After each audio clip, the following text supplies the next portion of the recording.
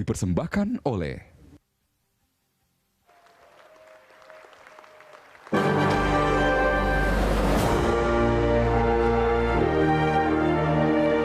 para pasangan calon dan penonton hadirin.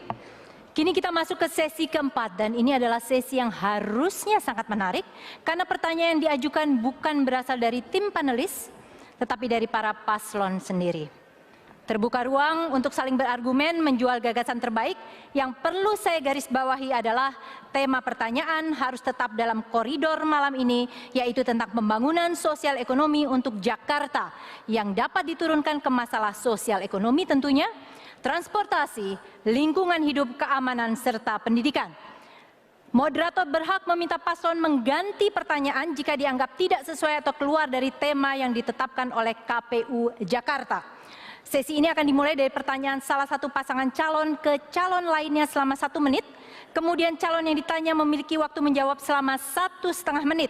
Respon ini akan ditanggapi kembali oleh pasangan calon penanya selama 1 menit. Dan terakhir kembali ditanggapi oleh paslon penjawab selama 1 menit juga. Dan kita langsung saja supaya bisa menjadi lebih mudah dipahami. Kesempatan pertama saya berikan kepada paslon 1 untuk bertanya kepada paslon 2. Waktu Anda 1 menit. Silakan. Sebentar, ke paslon 2. Silakan Bu Silvi. Paslon 2 ya? Paslon 1 bertanya kepada paslon kedua. Terima kasih Mbak Ira, Pak Basuki, Pak Jarod. Bapak sudah nonton film Jakarta Unfair mungkin ya? Jadi saya hanya ingin bertanya Pak, itu kan tentu dokumenter yang menggambarkan derita dan nestapa dari warga Jakarta, rakyat kecil yang hidupnya sudah sangat sulit dan akhirnya tergusur ke tempat lain. Bapak punya alasan tentunya mengapa menggusur, tetapi bagaimana perasaan Bapak sebagai pemimpin sekaligus pengambil kebijakan tersebut melihat warga yang hidupnya semakin sulit begitu, semakin sulit dan akhirnya kehilangan segalanya. Mereka disegel, setelah itu harus terhempas dari kota Jakarta selama-lamanya. Akhirnya nanti pertanyaannya adalah Jakarta ini untuk siapa? Warga yang mana yang kita ingin bahagiakan? Kita ingin kota kita cantik, tetapi bukan karena kecantikan itu kemudian ada tangis yang berlarut-larut di kota ini. Terima kasih Pak Jarod. Oke, baik. Ditahan dulu, paslon 2 Anda memiliki waktu 1,5 menit untuk menjawab pertanyaan tersebut. Silakan. Ya, ini memang mungkin pasangan calon 1 lihatnya hanya lokasi tertentu. Kami itu tidak pernah menggusur daerah yang tidak tinggal di dalam aliran sungai sebetulnya. Jadi kalau sekarang orang Jakarta menikmati musim La Nina saat ini, hampir semua kota negara Asia itu tenggelam karena La Nina. Tapi coba lihat Jakarta, kami mengurangi 2/3 lokasi banjir. Yang dulu di Semper saya datang, itu 3 minggu tenggelam. Sekarang hanya berjam-jam saja, karena sudah kami kerjakan. Jadi kami bukan melakukan fisik untuk menyingkirkan orang. Justru orang-orang banyak saya temuin bersyukur. Bersyukur sekarang dia merasa keluarganya aman. Kalau dulu kau dengar suara ambulan katanya, wah ngeri, apakah anak saya yang meninggal jatuh ke sungai atau ketabrak. Tapi sekarang dia bisa bekerja dengan baik, toh ongkos juga tidak bayar. Ini sekali lagi seolah-olah kami mengusir orang Jakarta. Yang tidak mendapat rusun itu adalah penyewa yang datang dari luar kota sebetulnya. Tapi kalau dia berKTP DKI pasti dapat rusun. Karena rumus kami sangat sederhana. Kalau rusun belum tersedia, terpaksa banjir kami biarkan tetap terjadi.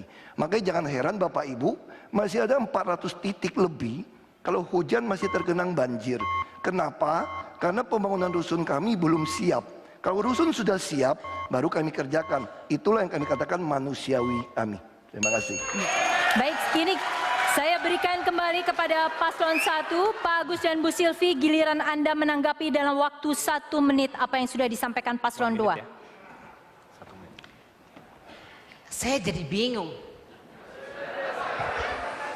Bagaimana ya dengan Bukit Duri kok bisa jadi menang ya? Itu yang saya pikirkan. Apa kemenangan itu semu? Atau artinya nggak bermakna? Kalau jadi seorang pemimpin saya kira mesti mengevaluasi ya. Bahwa yang dilakukan ini menabrak hukum atau tidak. Dan ingat, pasal 34 Undang-Undang Dasar 45, fakir miskin ditanggung oleh siapa? Negara. Dan akibat itu menggusur, tak pernah memikirkan dampaknya, siapa yang harus bertanggung jawab? Nah, disinilah dibutuhkan komitmen seorang pemimpin. Pemimpin yang punya hati, pemimpin yang memikirkan rakyatnya mesti sejahtera. Terima kasih. Waktunya masih tersisa. Baik, saya langsung saja kepada Pak Basuki dan Pak Jarod, silahkan menanggapi kembali. Waktunya adalah selama 1 menit. Karena tadi udah dari saya mulai saja. Kadang-kadang kalau saya baca berita ya, Ibu Sirvi saya juga bingung. Waktu datang ke Krukut Januari dia bilang, warga harus cerdas. Kita gusur, bukan gusur, kita menata. Sementara pasangan calon gubernur bilang, kami tidak menggusur, kami tidak mau pindahkan, kita mau bikin agak rumahnya terapung. Saya nggak ngerti bagaimana sungai yang tadinya 30 meter, sekarang tinggal 5 meter, bagaimana mau dibalikin 30 meter tanpa merobohkan bangunan yang tidak layak itu. Tapi ya sudahlah, namanya juga pengen jadi gubernur kan, kita juga maklum, kan ini petahana kan. Kita juga maklum, tapi saya sangat berharap siapapun yang jadi gubernur, rakyat itu diedukasi lah. Jangan dibodohi. Kita pengen menang, tapi kita menang dengan elegan, rakyatnya jadi cerdas. Saya kira itu yang kita sampaikan. Terima kasih. Baik. Para paslon dan juga penonton hadirin sekalian.